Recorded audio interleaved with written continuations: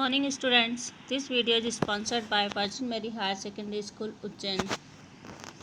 Today we will start class 8th Social Science Geography chapter 6 Lithosphere and Landforms.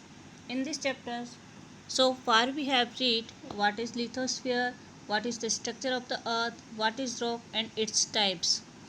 Let me start changing landforms. Landform पे किस तरह के changes होते हैं। हम सभी जानते हैं कि अर्थ का जो सरफेस है वो एक समान नहीं है। कहीं पर तो प्लेन आते हैं तो कहीं माउंटेन है और कहीं पे प्लेटूज़ हैं। इनकी जो ये रचना है जो ये बनते हैं वो चेंजिंग फोर्सेस की वजह से बनते हैं। इंटरनल और एक्सटर्नल फोर्स जो होते हैं यानी कि आंतरिक और बाहरी जो फोर्स या शक्तियाँ होती हैं वह कंटिन्यू हमारे अर्थ सरफेस में चेंजेस करती रहती है। इन्हें ही हम लैंड मूवमेंट प्रोसेस या भू संचलन की क्रियाएं भी कहते हैं। जो इंटरनल फोर्स होते हैं ये टू टाइप्स के मूवमेंट उत्पन्न करते हैं। एक होता है हॉरिजॉन्टल और दूसरा होता है वर्टिकल। इन्हें टू ग्रुप्स में रखा गया है। पहला है आपका लॉन्ग टाइम और स्लो अर्थ मूवमेंट, जिसको कि हिंदी में दीर्घकालिक या स्लो यानी कि मंद भू संचलन भी कहते हैं। दूसरा होता है आपका सडन और फास्ट अर्थ मूवमेंट, अचानक से होने वाला और तेज गति से होने वाला मूवमेंट। टाइम और स्लो अर्थ मूवमेंट यह बहुत स्लो गति से होता है। इसमें कॉन्टिनेंटल और माउंटेन्स के बनने की प्रक्रिया शामिल होती है।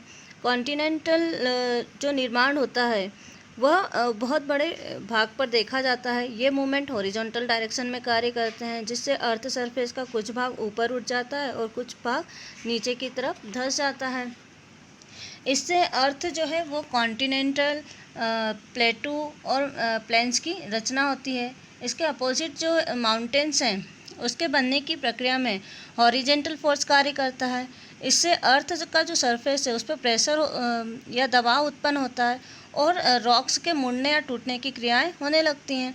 इसका प्रभाव जो है बहुत कम क्षेत्रों में होता है और माउंटेन जो है इसी क्रिया से बनते हैं। माउंटेन बनने की प्रक्रिया में टू वे होते हैं। एक तो होता है फोल्डिंग और दूसरा होता है रिफ्टिंग। फोल्डिंग में क्या होता है कि जब अर्थ के अंदर हॉरिजॉन्टल लैंड मूवमेंट के कारण रॉक्स में वेव लाइक बेंड यानी कि लहरनुमा आड़े तिरछे मोड़ आ जाते हैं, तो इस तरह के जो मोड़ होते हैं या बेंड होते हैं इन्हीं को ही फोल्ड कहा जाता है। इसमें रॉक का कुछ भाग बेंड होकर के अपवर्ड यानी कि ऊपर उठ जाता है और कुछ डाउनवर्ड यानी कि नीचे की ओर धंस जाता है या बेंड हो जाता है, तो हम इसे फोल्डिंग कहते हैं। सेकेंड आता है रिफ्टिंग। जब हॉरिजॉन्टल लैंड मूवमेंट के कारण कोई प्रेशर या टेंशन उत्पन्न होता है जिससे कि रॉक के टूटकर अलग होने की जो क्रिया होती है उसे रिफ्टिंग कहते हैं। इसमें लैंड का कुछ भाग तो ऊपर उठ जाता है और कुछ भाग नीचे की ओर धंस जाता है, जिसके कारण कि रिफ्ट वैली और ब्लॉक माउंटेन इसके एग्जाम्पल हैं। सेकेंड आता है आपका सडन लैंड मूवमेंट या आकस्मिक भू संचलन। कभी कभी अनएक्सपेक्टेड बल के कारण या फोर्स के कारण हमारी अर्थ की जो सरफेस है उस पर सडनली कुछ चेंजेस यानी कि परिवर्तन होने के साथ साथ डिस्ट्रक्टिव इवेंट्स यानी विनाशकारी घटनाएं भी घट जाती हैं। ये जो इवेंट्स होते हैं या घटनाएं होती हैं इन्हें ही सडन लैंड मूवमेंट कहा जाता है। ये जो एक्टिविटी होती है टू टाइप्स की होती है। फर्स्ट होती है आपकी वॉल्केनो यानी कि ज्वालामुखी और दूसरा होता है अर्थक्वेक यानी कि भूकंप। द वॉल्केनो यानी कि ज्वालामुखी अर्थ की सरफेस पर होने वाले जितने भी सडन इवेंट्स हैं उसमें वॉल्केनो प्रोमिनेंट है। वॉल्केनो जो है अर्थ पर एक गोल छेद यानी कि राउंड होल वाला ओपन वेंट यानी कि खुला भाग होता है, जिससे होकर अर्थ के अंदर जितने भी हॉट गैसेस हैं, लिक्विड मैग्मा है, हॉट वाटर है, रॉक पीसेस हैं, ऐश है, स्मोक है, ये निकलता है। जिस होल से ये सभी पदार्थ निकलते हैं उसे ही वॉल्केनो या क्रेटर कहा जाता है और इस सारी प्रोसेस को वॉल्केनिक इरप्शंस कहा जाता है। अर्थ का इंटरनल पार्ट जो है वो बहुत ही गर्म है और इस गर्मी के 3 रीजन्स हैं। फर्स्ट, जब से अर्थ बनी है तब से ही अर्थ का जो इंटरनल पार्ट है वो बहुत ही गर्म है। सेकंड, अर्थ के अंदर जो रेडियो एक्टिव मिनरल्स होते हैं यानी कि रेडियोधर्मी खनिज पदार्थों के टूटते रहने के कारण भी गर्मी बढ़ती जाती है। और थर्ड है कि अर्थ की जो बाहरी परत है उसके दबाव के कारण या प्रेशर के कारण भी इंटरनल पार्ट जो है वो गर्म हो जाता है। साइंटिस्टों के अनुसार अर्थ जो क्रस्ट है वो अनेक टुकड़ों में विभाजित है। इन टुकड़ों को या इन पीसेस को ही प्लेट कहते हैं। इंटरनल हीट के कारण ये प्लेटें मूव करती हैं। अर्थ पर प्लेटों का खिसकना या मूव करना ही अर्थ पर वोल्केनो और अर्थक्वेक आने का कारण है। इन प्लेट्स के मूवमेंट करने से अर्थ का जो सरफेस है वो कमज़ोर हो जाता है और अर्थ के अंदर से magma, pieces of rocks, S आदि पदार्थ जो है वो ऊपर आ जाते हैं, जिन्हें कि हम वोल्केनो इरप्शंस कहते हैं। नेक्स्ट आपका टाइप्स ऑफ वोल्केनोज यानी कि ज्वालामुखी के प्रकार। फर्स्ट आता है आपका एक्टिव वोल्केनो। एक्टिव वोल्केनो यानी कि सक्रिय ज्वालामुखी। जिन वोल्केनो से एक बार इरप्शन होने के बाद समय समय पर या बार बार इरप्शंस होते रहते हैं, इन्हें एक्टिव वोल्केनो कहते हैं।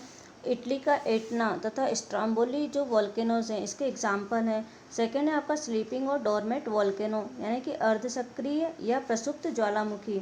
ये वो वोल्केनोज हैं जिनके बहुत सारी बार इरप्शंस होने के बाद इरप्शंस की जितनी भी क्रियाएं होती हैं, प्रोसेस होती है, वो कुछ समय के लिए बंद हो जाती हैं, लेकिन सडनली फिर कभी भी इरप्शंस होने लगता है।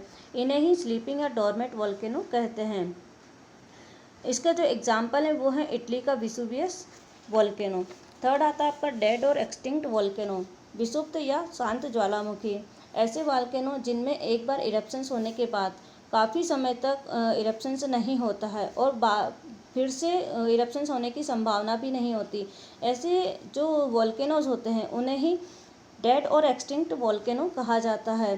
अफ्रीका का जो किलिमंजारो माउंटेन है इसका एग्जाम्पल है।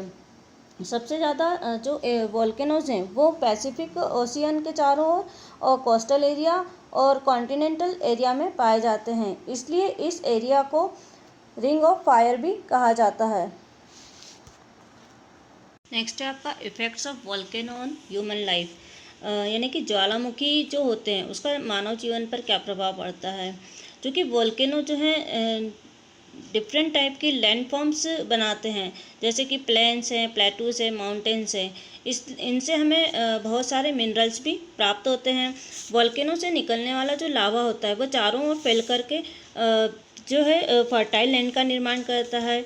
और डेड वोल्केनो जो होता है उसके माउथ में रेन वाटर यानी वर्षा का जल भरने से लेक्स यानी झीलों का निर्माण भी हो जाता है।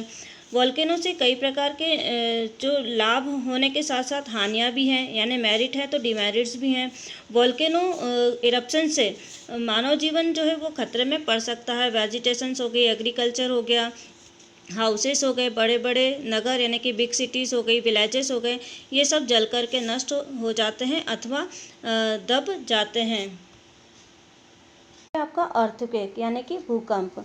अर्थक्वेक जो है वो दो शब्दों से मिलकर के बना है, अर्थ और क्वेक, जिसका सामान्य अर्थ है शेकिंग ऑफ अर्थ यानी पृथ्वी का कंपन।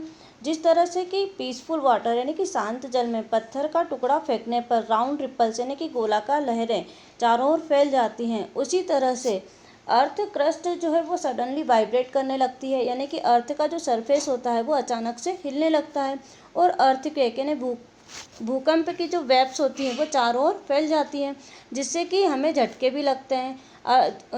इसे ही अर्थक्वेक कहा जाता है। वह स्थान जहां अर्थक्वेक ऑकर होता है, यानी कि जिस स्थान पर अर्थक्वेक की उत्पत्ति होती है उसे अर्थक्वेक का एपिसेंटर या फोकस भी कहते हैं। इसी तरह से जो अर्थक्वेक होता है उसके ठीक ऊपर जहाँ पर कि वेव्स को सबसे पहले अनुभव किया जाता है उसे अर्थक्वेक सेंटर कहते हैं। नेक्स्ट है आपका वाई अर्थक्वेक्स ऑकर, भूकंप आने के क्या कारण हैं।